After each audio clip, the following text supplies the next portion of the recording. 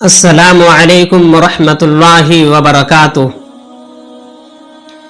دوستو، آج ہم لوگوں کا مزاج دعا مانگنے کا نہیں ہے، جبکہ حدیث پاک میں آتا ہے الدعاء مخ العبادہ، دعا عبادت کا مغز ہے۔ ایک اور روایت میں آتا ہے الدعاء هو العبادہ، دعا ہی عبادت ہے۔ جس طرح نماز ایک عبادت ہے، حج کا ادا کرنا ایک عبادت ہے، زکوٰۃ دینا ایک عبادت ہے، روزہ رکھنا ایک عبادت ہے، ٹھیک اسی طرح دعا مانگنا بھی ایک عبادت ہے۔ جب ہم دعا عبادت سمجھ کر کریں گے تو ہماری دعاؤں میں ضرور بھی ضرور انشاءاللہ قبولیت کی تاثیر پیدا ہوگی۔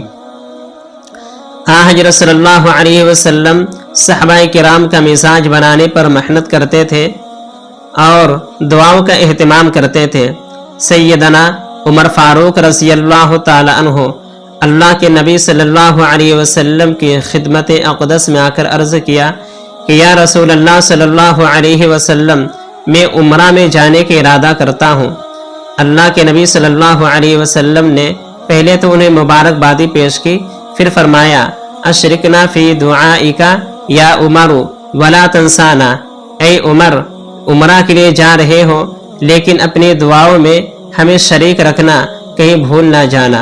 کرنے کی بات ہے کہ اللہ کے نبی صلی اللہ علیہ وسلم خود سید الاولین والآخرین ہیں، جس کی دعاؤں کی قبولیت کا اعلان خود قرآن و حدیث میں ہے۔ وہ حضرت عمر رضی اللہ تعالی عنہ سے کہہ رہے ہیں اشرکنا فی دعائک۔ دراصل بات یہ ہے کہ اللہ کے نبی صلی اللہ علیہ وسلم حضرت عمر فاروق رضی اللہ تعالی عنہ کے مزاج بنانے پر محنت کر رہے ہیں۔ ایک حدیث میں آتا ہے کہ اللہ کے نبی صلی اللہ علیہ وسلم ارشاد فرماتے ہیں، جس کو امام ترمذی رحمۃ اللہ علیہ نے حضرت عبان بن عثمان بن عفان رضی اللہ تعالی عنہ کے حوالے سے نقل کیا ہے کہ جو شخص ان کی ہر صبح میں اور رات کی ہر شام میں، یعنی شام کے وقت 3 مرتبہ یہ دعا پڑھے گا تو دنیا کی کوئی چیز اسے ضرر نہیں پہنچا سکتی، کوئی چیز انہیں تکلیف نہیں پہنچا سکتی، کبھی وہ حادثے کا شکار نہیں ہو سکتا۔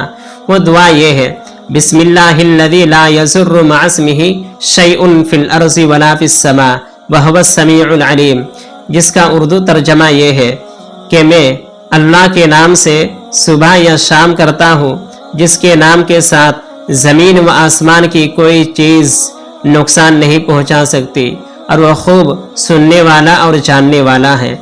لیکن راوی کے ساتھ کچھ اس طرح کا واقعہ پیش آیا کہ انہیں فالج کی بیماری ہو گئی، فالج نے اسے حملہ کر دیا، تو لوگوں نے اعتراض کیا کہ اس حدیث کی راوی یہی ہے جس کے ذریعے سے یہ دعا ہم تک پہنچی ہے، وہی کسی حادثے کے شکار ہو گئے، یعنی فالج نے اسے حملہ کر دیا۔ اس دعا کی تاثیر کی وجہ سے تو انہیں بچنا چاہیے تھا، دعا کی تاثیر ہی یہی ہے کہ انہیں کوئی بیماری نہیں ہوتی۔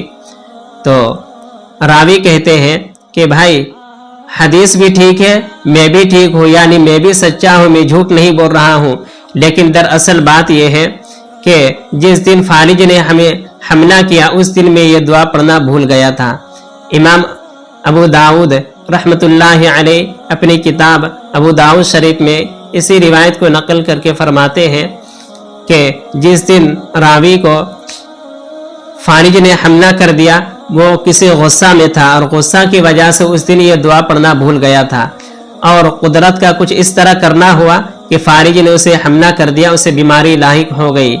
تو میرے دوستو، دعا کے ذریعے سے اپنی تقدیر بدل سکتے ہیں، دعا ہی کے ذریعے سے اپنی تقدیر بدلی جا سکتی ہے، ورنہ دنیا میں کوئی ایسی چیز نہیں جو انسان کی لکھی ہوئی چیز کو مٹا سکے۔ لا يرد القدر الا الدعاء۔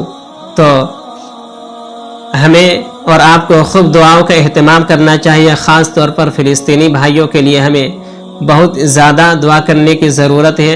اللہ تبارک و تعالی ہمارے فلسطینی بھائیوں کی نصرت و حمایت اور مدد فرمائے۔